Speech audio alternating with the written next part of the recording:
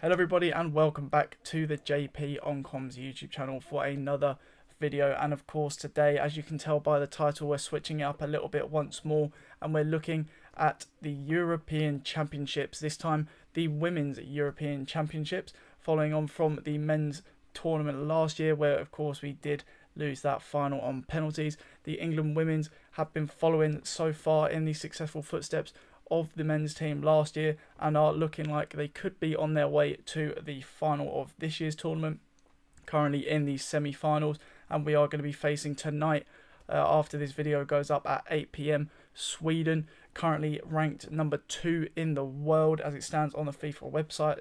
That was put out before the tournament did begin, and yes, these rankings are from in June. I think England are in 8th, Sweden are in 2nd, so it's definitely our toughest opposition of the tournament so far. We did beat Spain in the quarter-finals in extra time 2-1, thanks to a fantastic goal from Georgia Stanway. But we're going to have a little look in today's video at the tournament so far and the prospects of beating Sweden this evening and hopefully making our way to the final. So let's kick off with the group stage and how England managed to get to where they are now. We did start off the tournament with a pretty slow win over Austria, a 1-0 victory in the first game of the tournament, but we did really pick things up and attract a lot of eyes in the second game of the tournament. The most notable performance of the entire tournament so far, I'd probably hazard a guess at least, and England women's did beat Norwegian women's team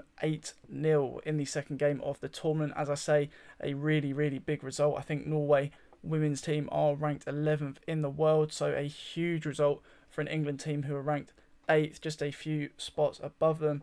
To win 8-0 in any professional tournament, of course, is a fantastic result, and especially against a team as good as Norway. Really did attract a lot of attention, and we did boost our way up in the favourability of getting quite far in this tournament, I think by quite a long way after that game. But a few of the goal scorers in that game have continued to kick on and perform quite well, most notably Beth Mead, who did bag a hat-trick in that game and currently stands as the highest goal scorer in the tournament with 5 goals in just 4 games. She also has 3 assists on top of that in 312 minutes, so she's averaging a goal just over every 60 minutes at the moment, which of course is fantastic, especially in tournament style football, where every game does count.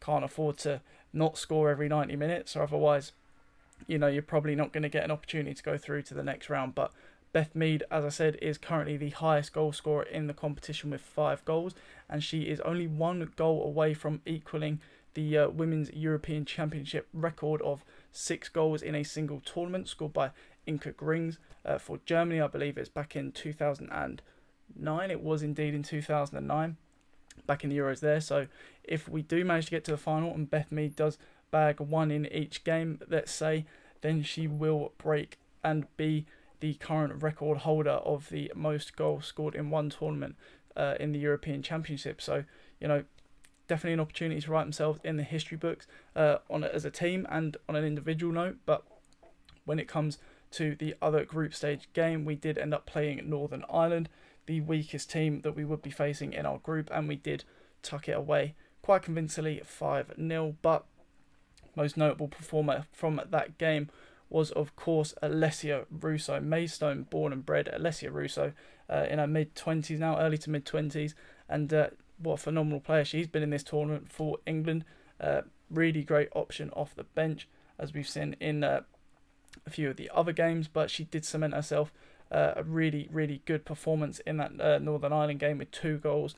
One really fantastic take where she kind of took the ball and spun with it, tucked it round the goalkeeper as she moved through the Northern Ireland defence. So, I think as the confidence is booming in this attack, we've got a lot of players out there who are banging in quite a few goals at the moment. So, of course, defences are going to be quite worried when facing this England team.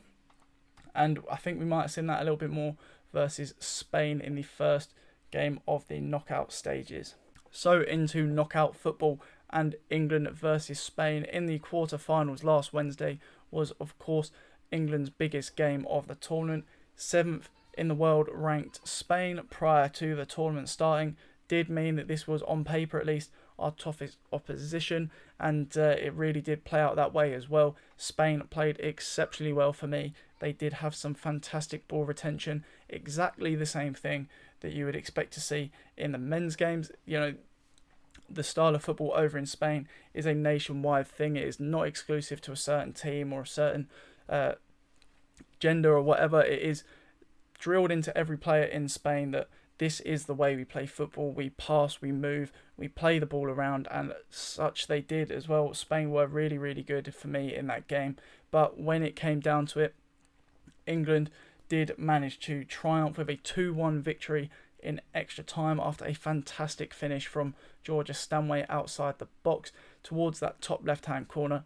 And what goal from her it was as well. What a moment to get England into this semi-final.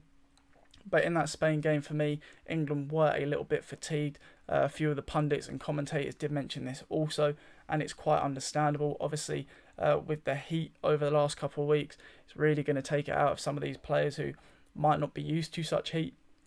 Obviously, in Spain, it's a little bit hotter more consistently, so they're going to be a little bit more used to it. But when it come to it, it wasn't the physical performance really in the end that pulled us through. It was the mental performance. And what a great mentality the England women's team did show. You know, it really did look like we were down and out. We didn't have too many chances after Spain managed to get their goal. But we did manage to bag an equaliser in the 84th minute through Ella Toone, which carried us through into extra time, where in the 96th minute, Georgia Stanway scored a screamer. And we did manage to see out the game really, really well, actually. The defence looked good. Looked very solid, and we were able to build up through the pitch and maybe lock a few long balls out towards the side, hold the ball up and just run the clock down, which saw us through to the semi-final. So going on to the Sweden game, and we have got a little bit of an extra break than what Sweden had. We played last Wednesday and of course are playing tonight on Tuesday, so it's a 6-day break, and we see Sweden play on Friday night, which of course is only a 4-day or so break. And for me, that's going to be a really, really big difference. Against Spain, as I said, we did look a little bit more fatigued, so this extra period of rest is hopefully going to get us to a level similar to what we were in the group stages, where we can come out high intensity and flying around the pitch to hopefully put the pressure on this Sweden team. So looking back at Sweden's tournament so far, they did manage to secure a 1-1 draw very early on against the next best ranked European side of the Netherlands, and they also secured a fantastic 5-0 victory versus Portugal, probably their most notable victory up to this moment in time. And they did manage to score a good few goals from set pieces in that game as well. 1 penalty, a free kick and 2 corners, so that's definitely something England are going to have to look out for tonight. And then in their last game versus Belgium, it was a 1-0 win for Sweden. However, it did flatter Belgium a little bit, that number, because at the end of the day, Belgium's goalkeeper kind of kept them in it. Sweden had an abundance of chances and probably could have won that game 4-5, maybe even 6-0. In the end, I think they had 30 more shots than the Belgian team. So yeah, England are going to have to be careful. Sweden do create a lot of chances, and they are going to be feeding Blackstenius of Arsenal up front. Quite a tall, pacey, powerful striker up front. Did score a fantastic goal versus Portugal. I think it was the last one of that game from outside the box. So she can shoot from range, and that is something we're going to have to look out for alongside this set piece proficiency. But when it comes to the game, for me, the determining factor in this game is not only going to be the quality that we do have in depth, as we've got some fantastic options off the bench, such as Toone and Russo, who have both proved their worth so far in this tournament. We've also got a fantastic coach in Weigmann, who has won European Championships in the past, a few years ago now, with the Netherlands, and this is only her first year in the job, so it's really looking good. And the tactical nous that she showed throughout this tournament already, with the right substitutions at the right time to help change games in our favour, could prove incredibly beneficial in such a tipping point tie such as this semi-final. But for me, the number one factor is going to be rest. Rest is such an important tool for all athletes, and they will know that within the England camp they do not want to fatigue, and they will be hoping that the couple days extra rest is going to put them on top on a physical perspective compared to their opponent Sweden tonight. So hopefully we are going to be able to secure a victory. My prediction for the game is going to be a 1-0 win to England. Beth Mead is going to score and cement her place in history as the joint top scorer in a single European Championship tournament for the women's sides, alongside Inka Grings, who I did mention earlier in the video, with 6 goals.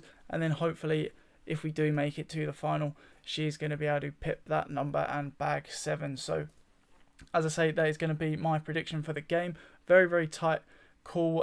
It's going to be very, very tough to judge, and hopefully we do secure the victory and get to the final. But if we do, I'll probably make a video on that as well. And if you did enjoy this video, then of course do leave a like below. Do subscribe to the channel for some more content in the coming weeks. And if you have got any suggestions for what you'd like to see me making and putting up on the channel, then do leave them in the comments below.